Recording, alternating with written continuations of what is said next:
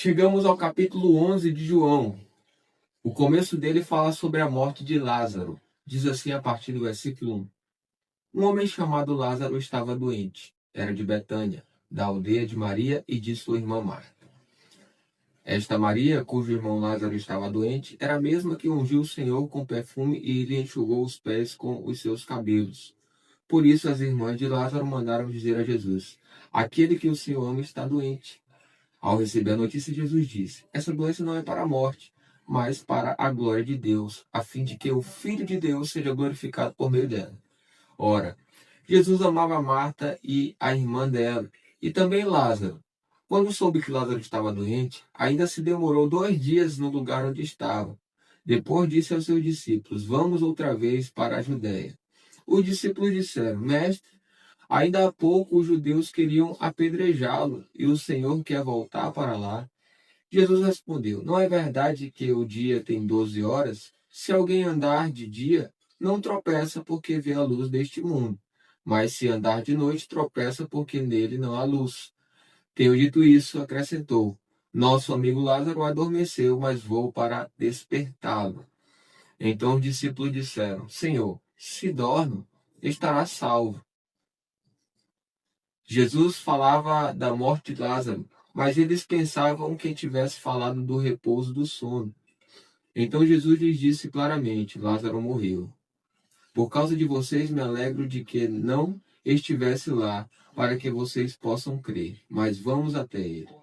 Então Tomé, chamado Dídimo, disse aos outros discípulos: vamos também nós para morrer com o Mestre. A partir do versículo 17, o contexto é: Jesus é a ressurreição e a vida. Quando Jesus chegou, encontrou Lázaro já sepultado havia 4 dias. Ora, Betânia ficava a mais ou menos 3 quilômetros de Jerusalém. Muitos dos judeus vieram visitar Marta e Maria a fim de consolá-las por causa do irmão. Marta, quando soube que Jesus estava chegando, foi encontrar-se com ele. Maria, porém, ficou sentada em casa. Então Marta disse a Jesus: se o Senhor estivesse aqui, o meu irmão não teria morrido. Mas também sei que, mesmo agora, tudo que o Senhor pedir a Deus, ele concederá. Jesus disse a ela: o seu irmão há de ressurgir. Ao que Marta respondeu: eu sei que ele há de ressurgir na ressurreição no último dia. Então Jesus declarou: eu sou a ressurreição e a vida. Quem crê em mim, ainda que morra, viverá. E todo o que vive e crê em mim não morrerá eternamente. Você crê nisto? Marta respondeu: sim, Senhor. Eu creio que o Senhor é o Cristo, o Filho de Deus, que devia vir ao mundo. Agora, a partir do versículo 28, o contexto é: Jesus chora. Depois de dizer isto, Marta foi chamar Maria, a sua irmã, e lhe disse em particular: o mestre chegou e está chamando você. Quando Maria ouviu isso, levantou-se depressa e foi até ele. Pois Jesus ainda não tinha entrado na aldeia, mas permanecia onde Marta o havia encontrado. Os judeus que estavam com Maria em casa e a consolavam, vendo-a levantar-se depressa e sair, seguiram-na, pensando que ela ia ao túmulo para chorar. Quando Maria chegou ao lugar onde Jesus estava, ao vê-lo, lançou-se aos seus pés, dizendo: se o Senhor estivesse aqui, o meu irmão não teria morrido. Quando Jesus viu que ela chorava e que os judeus que a acompanhavam também choravam, agitou-se no espírito e se comoveu, e perguntou: onde vocês o puseram? Eles responderam: Senhor, venha ver. Jesus chorou. Então os judeus disseram: vejam o quanto ele o amava. Mas alguns disseram: será que ele, que abriu os olhos ao cego, não podia fazer com que Lázaro não morresse? A partir do versículo 38, vai acontecer a ressurreição de Lázaro. Jesus, agitando-se novamente em si mesmo, foi até o túmulo, que era uma gruta em cuja entrada tinham colocado uma pedra. Então Jesus ordenou: tirem a pedra. Marta, a irmã do falecido, disse a Jesus: Senhor, já cheira mal, porque está morto há 4 dias. Jesus respondeu: eu não disse a você que se cresce veria a glória de Deus? Então tiraram a pedra, e Jesus, levantando os olhos para o céu, disse: Pai, graças te dou porque me ouviste. Eu sei que sempre me ouves, mas falei Isso por causa da multidão presente, para que creiam que tu me enviaste. E, depois de dizer isso, clamou em alta voz: Lázaro, venha para fora. Aquele que tinha morrido saiu, tendo os pés e as mãos amarrados com ataduras e o rosto envolto num lenço. Então Jesus lhes ordenou: desamarrem-no e deixem que ele vá. A partir do versículo 45 vai haver o contexto do plano para matar Jesus. Muitos dos judeus que tinham vindo visitar Maria, vendo o que Jesus havia feito, creram nele. Outros, porém, foram até os fariseus e lhes contaram o que Jesus havia feito. Então os principais sacerdotes e os fariseus convocaram o sinédrio e disseram: o que estamos fazendo, uma vez que este homem opera muitos sinais? Se o deixarmos assim, todos crerão nele. Depois virão os romanos e tomarão não só o nosso lugar, mas a própria nação. Mas um deles, Caifás, que era sumo sacerdote naquele ano, advertiu-os, dizendo: vocês não sabem nada, nem entendem que é melhor para vocês que morra um só homem pelo povo e que não venha a perecer toda a nação. Ora, Caifás não disse isto por conta própria, mas sendo sumo sacerdote naquele ano, profetizou que Jesus estava para morrer pela nação. E não somente pela nação, mas também para reunir em um só corpo os filhos de Deus que andam dispersos. Desde aquele dia, resolveram matar Jesus. Assim sendo, Jesus já não andava publicamente entre os judeus, mas retirou-se para uma região vizinha ao deserto, para uma cidade chamada Efraim, onde permaneceu com os discípulos. Estava próxima a Páscoa dos judeus e muitos daquela região foram a Jerusalém antes da Páscoa para se purificar. Lá procuravam Jesus e, estando eles no templo, diziam uns aos outros: o que vocês acham? Ele não virá à festa? Ora, os principais sacerdotes e os fariseus haviam ordenado que, se alguém soubesse onde ele estava, o denunciasse para que pudessem prender. Vamos iniciar a partir do capítulo 12 de João. O contexto dele começa com Jesus é ungido em Betânia. 6 dias antes da Páscoa, Jesus foi para Betânia, onde estava Lázaro, a quem ele tinha ressuscitado dentre os mortos.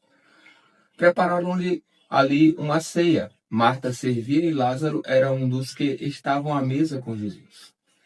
Então Maria, pegando um frasco de perfume de nardo puro, muito precioso, ungiu os pés de Jesus e os enxugou com os seus cabelos, e toda a casa se encheu com o cheiro do perfume. Mas Judas Iscariotes, um dos seus discípulos, aquele que estava para trair Jesus, disse: por que este perfume não foi vendido por 300 denários e o valor não foi dado aos pobres? Ele disse isso não porque se preocupava com os pobres, mas porque era ladrão e, tendo a bolsa do dinheiro, tirava o que era colocado nela. Mas Jesus disse: deixa que ela guarde isto para o dia do meu sepultamento. Porque os pobres estão sempre com vocês, mas a mim vocês nem sempre terão. A partir do versículo 9, o contexto é o plano para matar Lázaro. Uma numerosa multidão dos judeus ficou sabendo que Jesus estava em Betânia. Eles foram até lá, não só por causa dele, mas também para ver Lázaro, a quem ele tinha ressuscitado dentre os mortos. Mas os principais sacerdotes resolveram matar também Lázaro, porque muitos dos judeus, por causa dele, voltaram crendo em Jesus. A partir do versículo 12, o contexto é Jesus entra em Jerusalém. No dia seguinte, a numerosa multidão que tinha vindo à festa, tendo ouvido que Jesus estava a caminho de Jerusalém, pegou ramos de palmeiras e saiu ao encontro dele, clamando: Hosana, bendito o que vem em nome do Senhor e que é rei de Israel.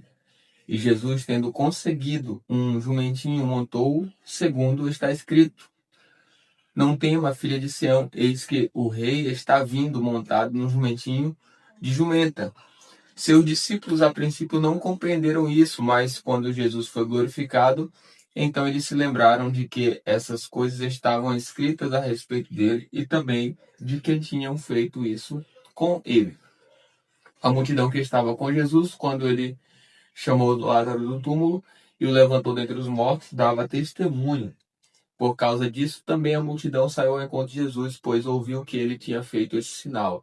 Então os fariseus disseram entre si: Vocês podem ver que não estão conseguindo nada. Eis que o mundo vai atrás dele. O contexto a partir do versículo 20 é: alguns gregos desejam ver Jesus. Ora, entre os que foram para adorar durante a festa havia alguns gregos. Estes se dirigiram a Felipe, que era de Betsaida, da Galiléia, e lhe pediram: Senhor, queremos ver Jesus. Felipe foi dizê-lo a André e Felipe o comunicaram a Jesus. Então Jesus se dirigiu a eles, dizendo: É chegada a hora de ser glorificado o Filho do Homem. Em verdade, lhes digo, se o grão de trigo cair na terra não morrer, fica ele só, mas se morrer, produz muito fruto. Quem ama a sua vida, perde-a, mas aquele que odeia a sua vida neste mundo irá preservá-la para a vida eterna. Se alguém me serve, siga-me. E onde eu estou, ali estará também o meu servo. E se alguém me servir, meu Pai o honrará. A partir do versículo 27, o contexto é: Jesus fala da sua morte. Agora minha alma está angustiada. E o que direi? Pai, salva-me desta hora? Não, pois foi precisamente com este propósito que eu vim para esta hora. Pai, glorifica o teu nome. Então veio uma voz do céu: Eu já o glorifiquei e ainda o glorificarei.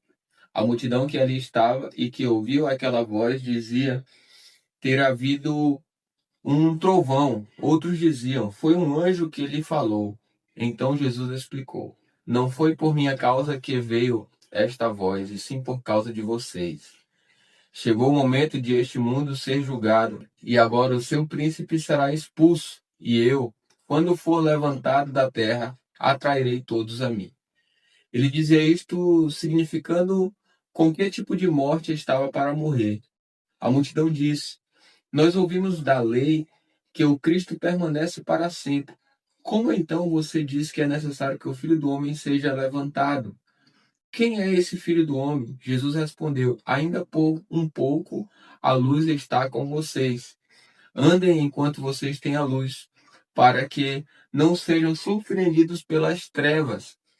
E quem anda nas trevas não sabe para onde vai. Enquanto vocês têm a luz, creiam na luz, para que se tornem filhos da luz. E aí vai começar agora, no final do capítulo 36 e em diante, falar sobre a incredulidade dos judeus. Depois de dizer isso, Jesus foi embora e ocultou-se deles.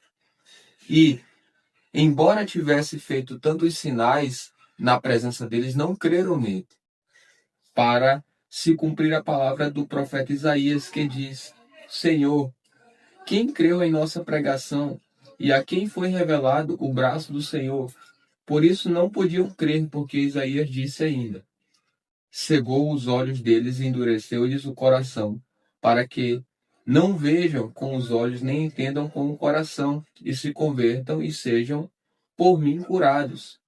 Isaías disse isso porque viu a glória dele e falou a respeito dele.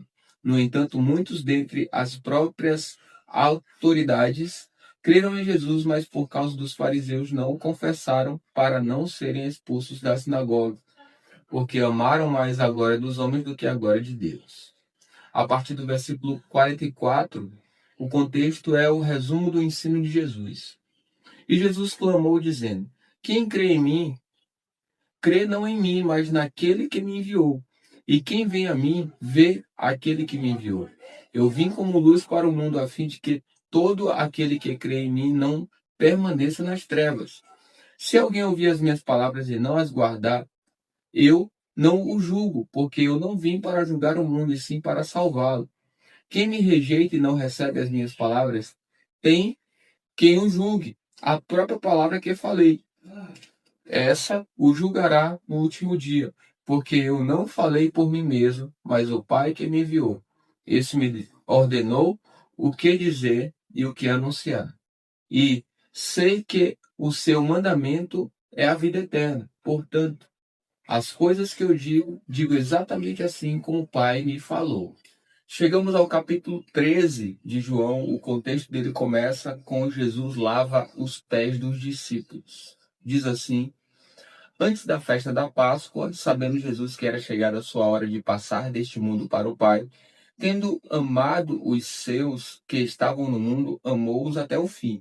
Durante a ceia, tendo já o diabo posto no coração de Judas, filho de Simão Iscariotes, que traísse Jesus, sabendo que o Pai tinha confiado tudo às suas mãos e que ele tinha vindo de Deus e voltava para Deus, levantou-se da ceia, tirou a vestimenta de cima e, pegando uma toalha, cingiu-se com ela. Em seguida, Jesus pôs água numa bacia e começou a lavar os pés dos discípulos e a enxugá-los com a toalha com que estava cingido. Quando se aproximou de Simão Pedro, este lhe perguntou: Vai lavar os meus pés, Senhor? Jesus respondeu: O que eu faço você não compreende agora, mas vai entender depois. Então Pedro disse: O Senhor nunca lavará os meus pés. Ao que Jesus respondeu: Se eu não lavar, você não terá parte comigo. Então Pedro lhe pediu: Senhor, não somente os pés, mas também as mãos e a cabeça. Jesus respondeu: Quem já se banhou não precisa lavar nada, a não ser os pés, pois quanto ao mais, está tudo limpo. E vocês estão limpos, mas não todos. Pois ele sabia quem era o traidor. Foi por isso que disse: Nem todos estão limpos.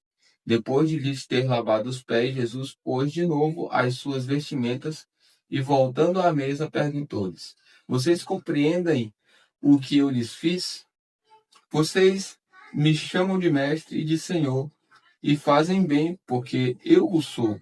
Ora, se eu, sendo senhor e mestre, lavei os pés de vocês, também vocês devem lavar os pés uns dos outros, porque eu lhes dei o exemplo para que, como eu fiz, vocês façam também. Em verdade lhes digo que o servo não é maior do que o seu senhor, nem o enviado é maior do que aquele que o enviou. Se vocês sabem estas coisas, bem-aventurados serão se as praticarem. Não falo a respeito de todos vocês, pois eu conheço aqueles que escolhi, mas é para que se cumpra a Escritura. Aquele que come do meu pão levantou contra mim o seu calcanhar. Desde já lhes digo isso, antes que aconteça, para que, quando acontecer, vocês creiam que eu sou. Em verdade lhes digo, quem recebe aquele que eu enviar, recebe a mim, e quem recebe a mim, recebe aquele que me enviou. A partir do versículo 21, o contexto é: o traidor é indicado. Depois de dizer isso, Jesus se angustiou em espírito e afirmou: em verdade, lhes digo que um de vocês vai me trair. Então os discípulos olharam uns para os outros sem saber a quem ele se referia. Ao lado de Jesus estava reclinado um dos seus discípulos, aquele a quem ele amava.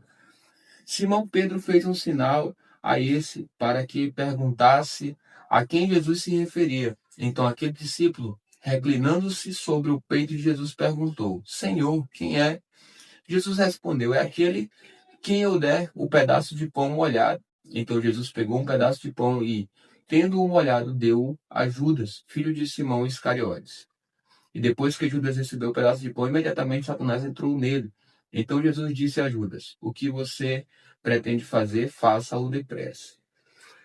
Nenhum dos que estavam à mesa entendeu por que Jesus tinha dito isso, pois, como Judas era quem trazia a bolsa do dinheiro, alguns pensaram que Jesus tinha dito a ele: Compre o que precisamos para a festa, ou então que havia solicitado que desse alguma coisa aos pobres. Assim, tendo recebido o pedaço de pão, Judas logo saiu e era noite. O contexto a partir do versículo 31 é o novo mandamento. Quando Judas saiu, Jesus disse: Agora foi glorificado o Filho do Homem e Deus foi glorificado nele. Se Deus foi glorificado nele, também Deus o glorificará nele mesmo, e ele o glorificará imediatamente. Filhinhos, ainda por um pouco estou com vocês.